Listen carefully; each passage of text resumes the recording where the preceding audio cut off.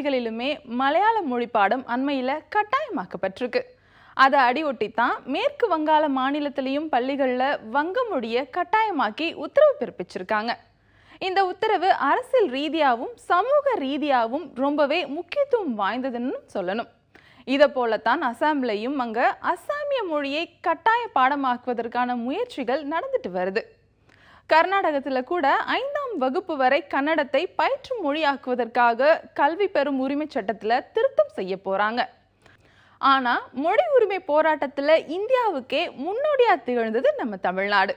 இங்க இன்னும் தமிழை கட்டாய பாடமாக்கப்படலை. பொதுவாகவே தாய்மொழி வழிக்கல்வி பற்றி அதிகமாக பேசுறது தமிழ்நாட்டில் மட்டுமா தான் இருக்க முடியும். அப்படி சொல்லும் போதெல்லாம் ஐயோ ஆரம்பிச்சிட்டாங்கயான்னு தமிழ்நாட்டு மக்களை வெறும் மொழிக்குள்ளேயே சுருக்கி பார்க்குறவங்க நிறைய பேர் இருக்காங்க.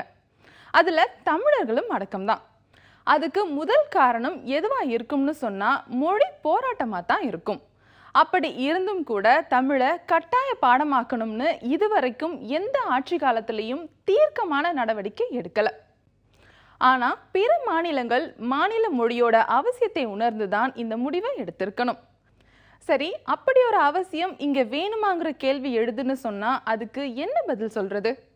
எந்த ஒரு கல்வியையும் தாய்மொழி மூலமாக சிந்திக்கிறது தான் ரொம்பவும் எளிதுன்னு நிறைய ஆய்வாளர்கள் உளவியலாளர்கள் அவங்க இவங்கன்னு நிறைய பேர் சொல்லிட்டாங்க. ஆனால் தமிழ் வழி கல்விக்கான கதவு இன்னைக்கு வரைக்கும் திறக்கப்படவே இல்லை. மெட்ரிக் பள்ளி சிபிஎஸ்இ பள்ளிகளில் படிக்கிற மாணவர்கள் தமிழ் பாடம்னு சொன்னாலே மூஞ்சி சுழிக்கிற மொழியாக மாறிட்டு இருக்கு. இலக்கணம்னு சொன்னாலே 8 வீட்டுக்கு ஓடுற மாணவர்களும் இருக்காங்க. உதாரணமா இன்னைக்குள்ள இளம் தலைமுறையினர்கள் பலர் வாயை திறந்து ஒரு வாக்கியத்தை சொன்னாங்கன்னா அதுல குறைந்தபட்சம் 50% ஆங்கிலம், 10% வடமொழி, 10% உருது, மிச்ச சதவீதம் தமிழ்னு கலந்து கட்டி அடிக்கிறத தான் நாம பார்க்குறோம்.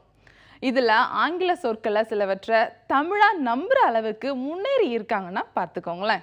தாய்மொழியை தவிர்த்து ஆங்கிலம் அவசியம் என்ற கருத்து புகுத்தப்படுவதற்கு காரணம் ஆங்கிலத்தில் படித்தா வேலை கிடைக்கும், இல்லைனா வேலை வெட்டி கிடைக்காதுங்கிற கருத்து பலமாக பரவிட்டுருக்கு.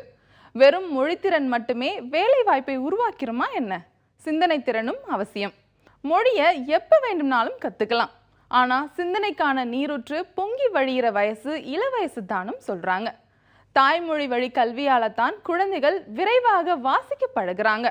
அதுக்கு காரணம் அந்த மொழியின் கட்டமைப்பு பற்றிய அறிவு அவங்க ரத்தத்திலேயே கலந்திருக்கு. அதனால தாய்மொழி வழி பயில்வதற்கான இப்போதைக்கு தட்டி கொடுப்பு ரொம்பவே அவசியம்.